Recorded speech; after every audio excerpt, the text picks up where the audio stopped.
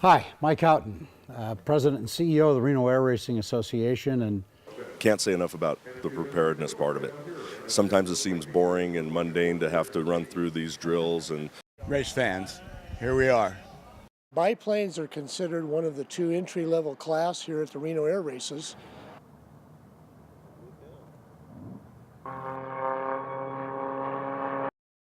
Green flag is up and down now. We'll watch for the airplanes to be rolling on the left side. You watch the checkered flag out there, and Bill Stead, who owns some ranch property here in Nevada, got the idea that he would like to start up the Cleveland Air Races here in Reno and call them the Reno National Air Race.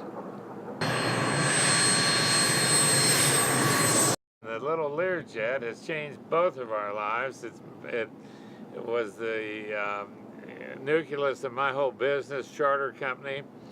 They look up and they see an executive jet and they say, oh, that's one of those Learjets. The formula of Formula One is a 66 square foot wing.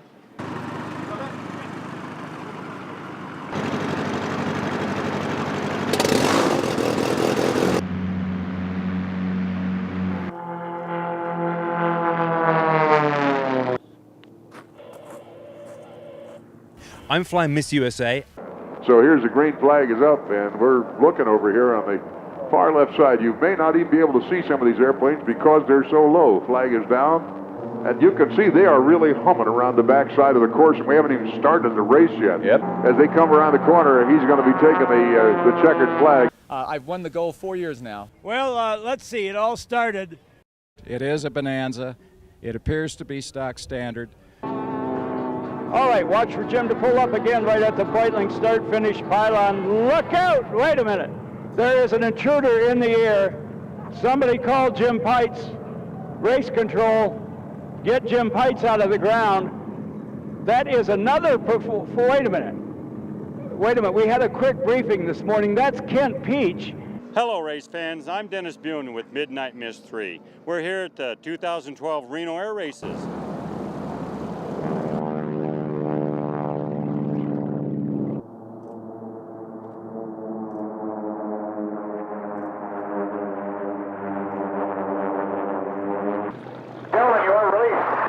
You're looking at 6 airplanes out there as they come down. Boy, that is pretty. And they are hanging right together. They're going to stay together until they go by the Reno Breitling home pylon.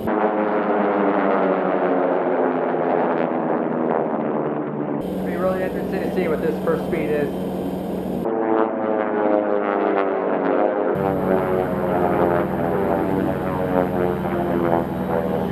Yards to go. New race record, folks. I started in 1973 buying this airplane from my uncle, Leonard, and then and from there I went in 1974, started doing the Drop in the Aileron comedy act.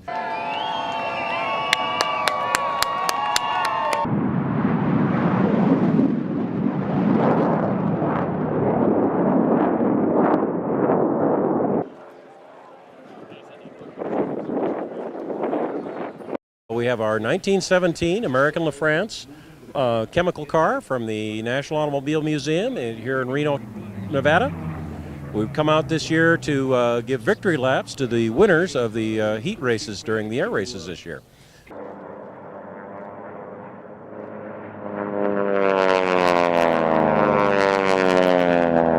All right, ladies and gentlemen, direct your attention low and to your left.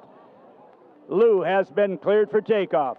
You hear the GE 414 engines, 44,000 pounds of thrust. At 120 knots, he'll lift the nose off of the runway. With this in mind, Commander, Naval Air Forces developed the tailhook legacy flight. The way that it works is that after you get beat once or twice, then you start working on your airplane, or you get something faster or whatever, and you get bitten by the bug.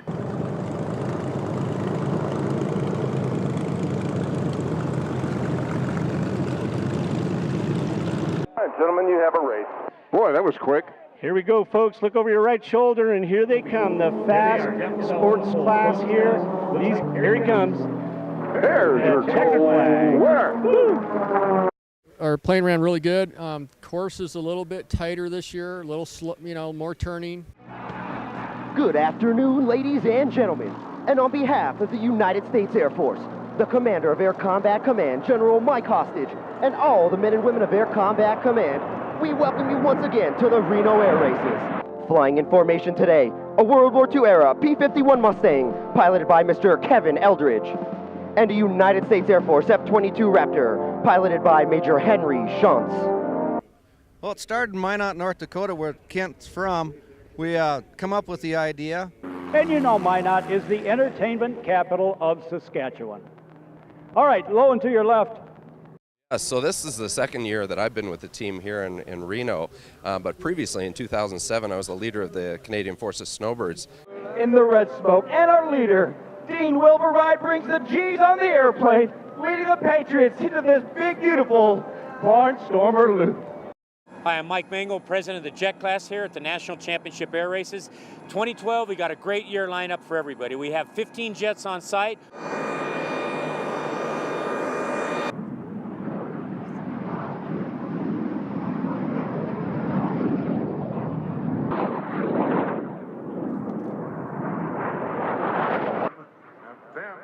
What happens then? This is the goal, the fastest aircraft out here at State Airport for the 49th National Championship Air Races. Here, look back, gentlemen. Gentlemen, you have a race. Mike does get excited, doesn't he? He sure does. Jeez. Oh, that's a solid finish. Rick Van Dum, the unofficial champion of the jet class, followed by Phil Fox. Oh, Phil was on my behind the entire time. But actually, the first time I did the maneuver that everybody likes, I did it by accident. Not many pilots can say they have flown everything from Jennies to jets. The 1917 Jenny and the F-16 fighter. Well, we'll start with the course. The course is a little more challenging than it was last year in ways. In some ways, it's even easier.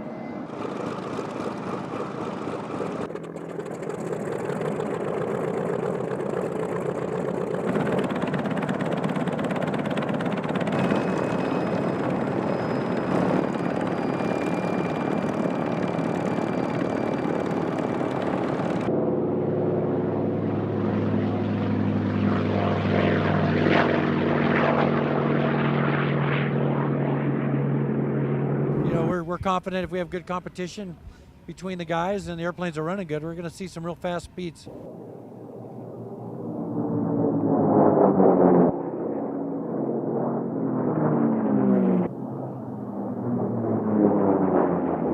These guys have let me come by here and hang out with them. I'm very happy that we did win with Steadfast, and it has one of my water injection systems in it. We were very happy.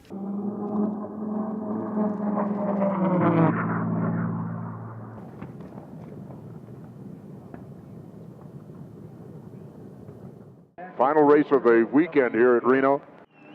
On the pole position, again, a plane that is no stranger to Sunday's Gold Race, a 10-time World Air Race champion. Aren't they pretty? Look at that, folks. How beautiful are they?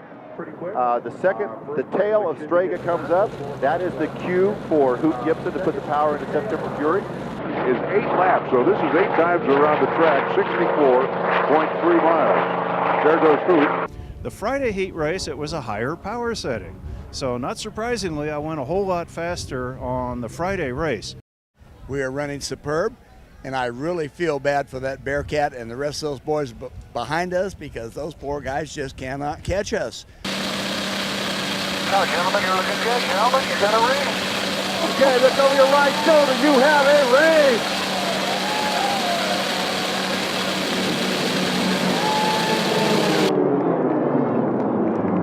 Okay, Steve Henn and Strega on the inside, followed by Hoot Gibson and then Rare Bear.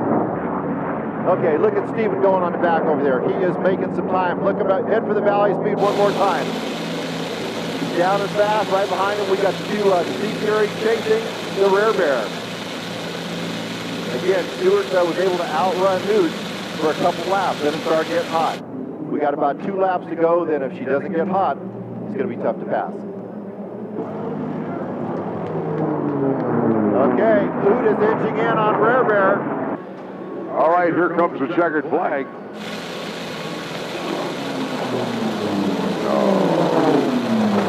Your unofficial winner and four-time World Air Race champion, Stephen Hinton. Fastest lap is 504.7 miles an hour.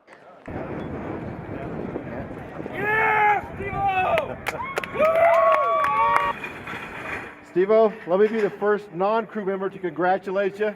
Man, you did it again. Mr. Hoover. David, I'm so proud of you.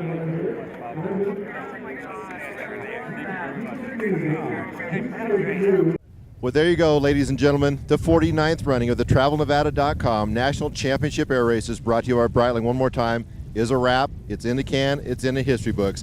Young Stephen Hinton, our air race phenom, won it again. His 4th World Air Racing Championship, the 11th for Strega, making her the winningest aircraft in air racing history. They had a fast lap of 504.70 miles an hour and an average speed of 479.36. Taking the second place was our shuttle astronaut, Robert Hoot Gibson, flying 232 September Fury, Rod Lewis's airplane, when Rod's other airplane, Rare Bear, had to pull off the course with a mayday. That's the first time that Hoot's been on the pedestal, on the podium, the winning podium, followed by Dreadnought. Dennis Sanders put the Queen Dreadnought back on the winner's podium one more time. So there you have it. First place goes to Strega with Stephen Hinton at the controls. Second place with our shuttle astronaut, Robert Hoot Gibson, in 232 September Fury. And our third place spot is Dreadnought at the hands of Dennis Sanders. It's a wrap. We look forward to seeing each and every one of you out here for 2013 for the National Championship Air Races, the 50th anniversary. You want to be here.